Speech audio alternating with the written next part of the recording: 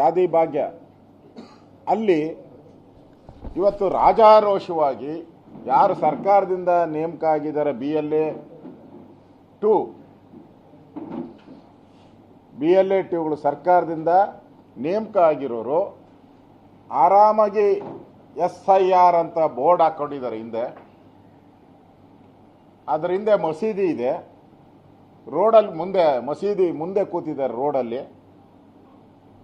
Rule ಏನೇ ಹೇಳುತ್ತೆ, ಪ್ರತಿಯೊಂದು ಮನೆಗೆ ಹೋಗಿ ಮನೆಗೆ ಮಾಹಿತಿಯನ್ನು ಕೊಟ್ಟು ಅವರಿಗೆ ತಿಳುವಳಿಕೆಯನ್ನು ಕೊಟ್ಟು ಪರಿಶೀಲನೆ ಮಾಡಿ ಅವರಿಗೆ ಅರ್ಜಿ ಕೊಡಬೇಕು. ಇದು ಪಕ್ಕಾ SIR. ಇಲ್ಲಂಗಲ್ಲ.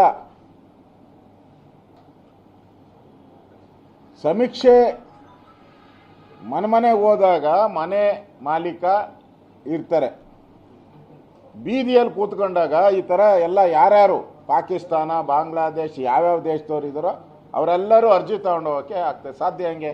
ನಿಮ್ಮ ಮನೆಗೆ ಹೋಗ್ಬೇಕು, ಮನೆ ನಂಬರ್ ಗುರ್ತು ಮಾಡ್ಕೊಬೇಕು,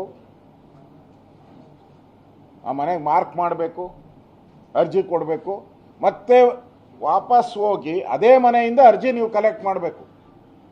ಈಗ ಬೀದಿಯಲ್ಲಿ ಕಲೆಕ್ಟ್ ಮಾಡಿದ್ರೆ ನೀವು ನಾಳೆ ಅರ್ಜಿನ ಬೀದಿಯಲ್ಲಿ ತಗೊಂತೀರಾ ನೀವು? ಇದು ಕಾಂಗ್ರೆಸ್ಸಿನ ಚಿತಾವಣಿ. ರಾಜ್ಯದ ಜನತೆಗೆ ಅರ್ಥ ಆಗಬೇಕು.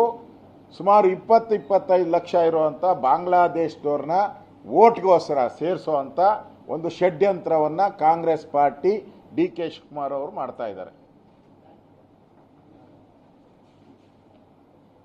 ಈ ಗುಂಪಾಗಿ ಅಕ್ರಮವಾಗಿ ಅರ್ಜಿ ಭರ್ತಿ ಮಾಡುವಂಥ ಸ್ಕೀಮ್ ಏನಿದೆ ಇದು SIR ಅಲ್ಲಿಲ್ಲ.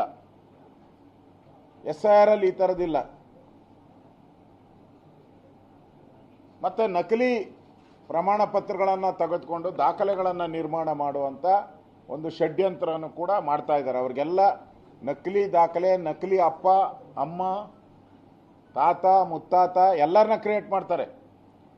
ಅವರಿಗಾಗಲೇ ವೆಸ್ಟ್ ಬೆಂಗಾಲು, ಅಸ್ಸಾಂ ಅಲ್ಲಿನ ಆಧಾರ್ ಕಾರ್ಡು ಇವೆಲ್ಲ ತಗೊಂಡು ಬಂದು ಇಲ್ಲಿ ತೋರಿಸ್ತಾ ಇದ್ದಾರೆ. ಈಗ ಅಲ್ಲಿನ ಸರ್ಕಾರ ಹಿಂದೆ ಇತ್ತು, ಅವರು ಒಪ್ಕೊಂಡಿದ್ರು. ಆದರೆ ಈಗ ಸರ್ಕಾರ, ಅಲ್ಲಿರೋ ಸರ್ಕಾರ, ಎರಡೂ ಸರ್ಕಾರಗಳು ಅವರು ನಕಲಿ ಅಂತ ಹೇಳ್ತಾ ಇದ್ದಾರೆ ಅವರು.